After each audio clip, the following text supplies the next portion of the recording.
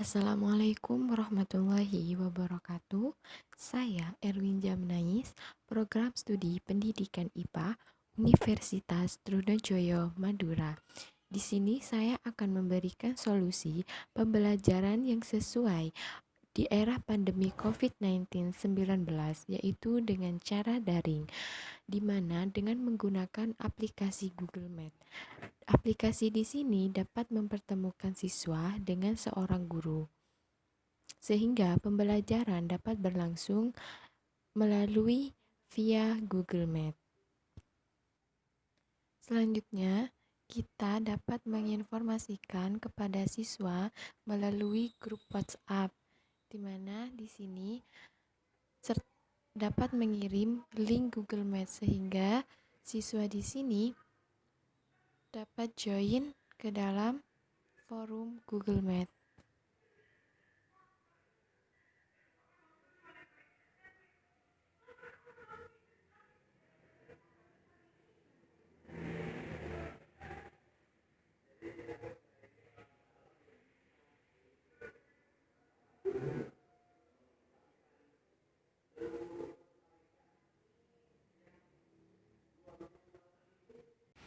Assalamualaikum warahmatullahi wabarakatuh.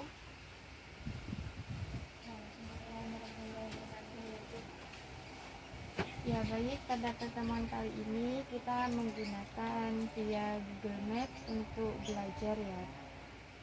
Semoga kita semua tetap berada di lingkungannya, tetap mematuhi protokol kesehatan dan menjaga jarak. Baik, pada pertemuan kali ini kita akan membahas tentang zat adiktif dan zat adiktif. Saya mohon izin screen layar dulu ya. Siap Ibu.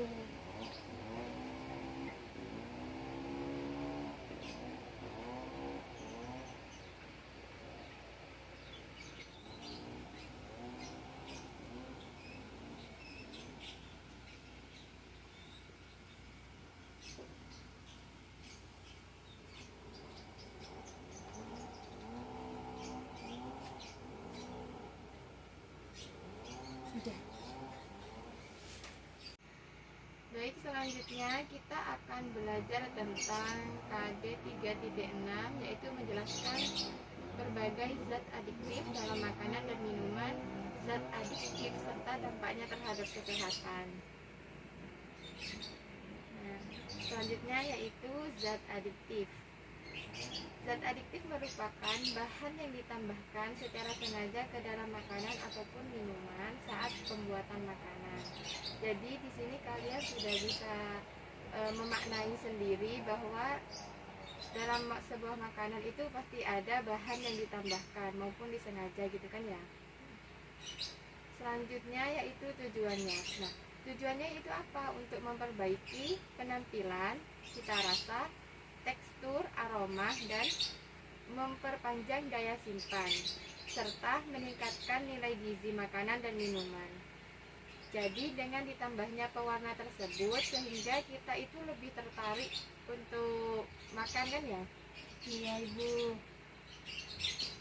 Nah, selanjutnya yaitu kita fungsinya pewarna. Nah, di sini bertujuan untuk memberi warna pada makanan dan minuman. Jadi pewarna di sini terdapat dua, yaitu pewarna alami dan pewarna buatan. Mungkin di sekitar kalian sudah pernah mengaplikasikan pewarna alami seperti apa dan pewarna buatan seperti apa, begitu ya? Selanjutnya pemanis. Nah, di sini bertujuan untuk membuat rasa manis pada makanan dan minuman. Nah, pemanis di sini itu ada dua, pemanis alami yang terbuat dari gula itu ya, terus pemanis buatan itu.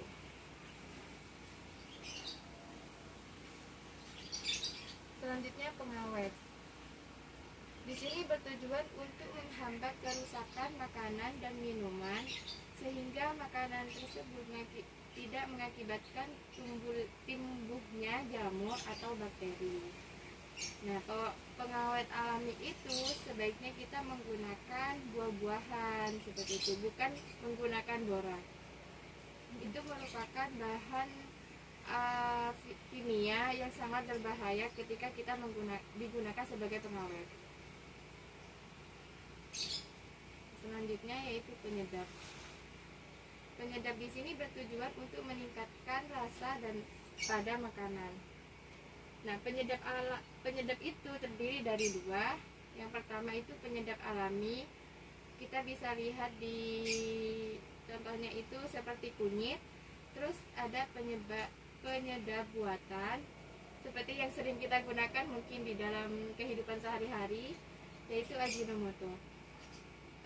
Dalam penggunaan di sini diharapkan tidak terlalu banyak sehingga tubuh kita tetap bisa menetralisir bahan-bahan yang bisa masuk ke dalam tubuh kita. Selanjutnya yaitu pemberi aroma.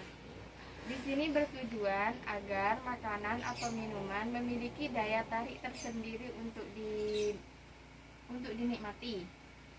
Ada dua jenis aroma, yaitu berasal dari alami, berasal dari senyawa sintesis, amil, aroma apel ataupun aroma lainnya. Jadi kalau aroma-aroma alami itu biasanya dari buah-buahan. Terus kalau yang aroma sintesis itu sudah dicampur dengan bahan kimia lainnya. Selanjutnya yaitu pengental. Di sini bertujuan untuk menstabilkan, memekatkan atau mengentalkan makanan di dalam campuran dengan air. Contohnya yaitu pati, agar-agar. Pernah membuat pati kan? Pernah Ibu. Agar-agar pernah membuat? Pernah. Ketika membuat agar-agar, apa yang ada di benak kalian? Mengentalkah atau seperti apa? Iya, mengental. Teksturnya seperti apa? Lembut. Teksturnya lembut, kayak kenyal-kenyal seperti itu ya? Iya Ibu. Oh iya. Jadi berhasil. Selanjutnya pengemulsi. Di sini bertujuan untuk mempererat penyebaran dispersi lemak dalam air dan sebaliknya. Contohnya itu apa? Lecitin pada pembuatan mayonis dan mentega, sehingga lemak dan air pada mayonis dan mentega tidak akan terasa. Pernah makan mentega kan? Pernah. Pernah. Pernah semua. Selanjutnya yaitu kita belajar tentang zat adiktif. Beda ya dengan zat sebelumnya. Sebelumnya apa? Aditif. Oke. Nah, zat adiktif merupakan zat-zat yang apabila dikonsumsi dapat menyebabkan ketergantungan, adiksi, atau ingin menggunakannya secara terus-menerus atau kecanduan. Nah, dari pengertian di sini mungkin ada yang bisa menjelaskan atau ada gambaran kira-kira ini seperti apa sih gitu.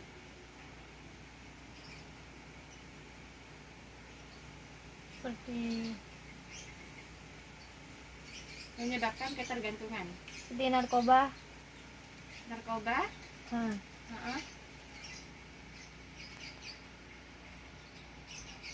Miras mungkin. Iya. Ya, miras ya. Intinya yang menyebabkan kita kecandu.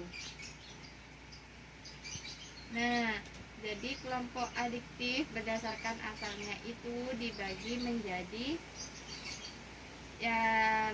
dua. Yang pertama itu narkotika. Narkotika merupakan zat berbahaya yang tidak boleh digunakan tanpa pengawasan dokter. Dari penjelasan tersebut kita sudah bisa melihat ya bagaimana dampaknya narkotika terhadap tubuh kita. Narkotika ini berasal dari tanaman yang dapat menyebabkan penurunan atau perubahan kesadaran, menghilangkan atau mengurangi rasa nyeri dan menyebabkan ketergantungan.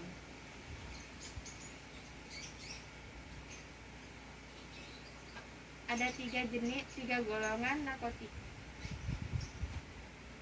Yang pertama yaitu golongan 1, sangat berbahaya karena berpotensi sangat tinggi menyebabkan ketergantungan. Contohnya itu heroin, ada kokain, dan ganja. Pernah mendengar ini kan? Pernah. Selanjutnya yaitu golongan 2. Nah, di sini berpotensi tinggi untuk menyebabkan ketergantungan dan dapat digunakan sebagai pilihan terakhir dalam pengobatan. Contohnya yaitu morfin atau peptidin. Ini disuntikkan ya teman-teman. Selanjutnya yaitu golongan 3, berpotensi ringan dalam menyebabkan ketergantungan dan banyak digunakan dalam pengobatan. Misalnya kodein. Yang kedua yaitu psikotropika, merupakan obat yang berkhasiat psikoaktif yang mempengaruhi mental dan perilaku seseorang. Dikelompokkan menjadi 4 golongan. Yang pertama itu berpotensi sangat kuat untuk menyebabkan ketergantungan dan tidak digunakan sebagai obat. Itu contohnya ekstansi. Itu seperti obat, tapi ini dapat menyebabkan ketergantungan. Kalau kita tidak bisa membatasi dalam penggunaannya, ini sangat berbahaya pada tubuh kita. Yang kedua yaitu berpotensi kuat menyebabkan ketergantungan dan sangat terbatas digunakan sebagai obat. Contohnya yaitu amfetamin, metamfetamin, dan rilatin. Ini ketika saat menggunakan ini ketergantungannya kita itu bisa semakin menggebu-gebu. Kenapa? Karena di sini obat di sini tuh membuat kita merasa ketagihan ketika kita tidak mengkonsumsinya. Jadi dampaknya apa? Ya dampaknya ke tubuh kita seperti itu. Yang ketiga yaitu berpotensi sebagai penyebab ketergantungan dan banyak digunakan sebagai obat. Selanjutnya nomor 4, berpotensi ringan dan menyebabkan ketergantungan dan sangat luas digunakan sebagai obat.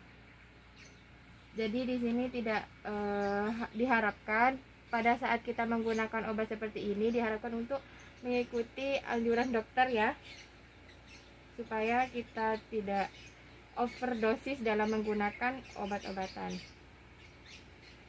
Yang ketiga, zat psikoaktif lainnya merupakan zat atau obat yang berpengaruh terhadap kerja sistem saraf pusat selain narkotika dan psikotropika.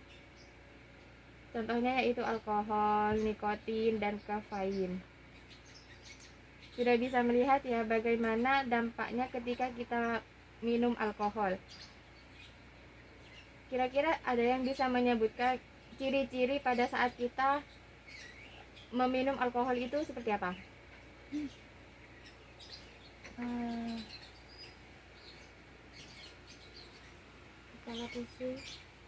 Kepala pusing,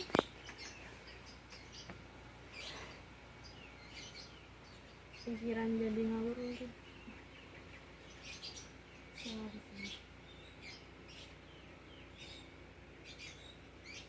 Baik, selanjutnya. Nah, jadi ya baik, terima kasih dari pertemuan kali ini. Mungkin ada yang ingin ditanyakan? Tidak. Belum ada, Ibu. Belum ada. Baik, terima kasih. Kita kembali lagi ke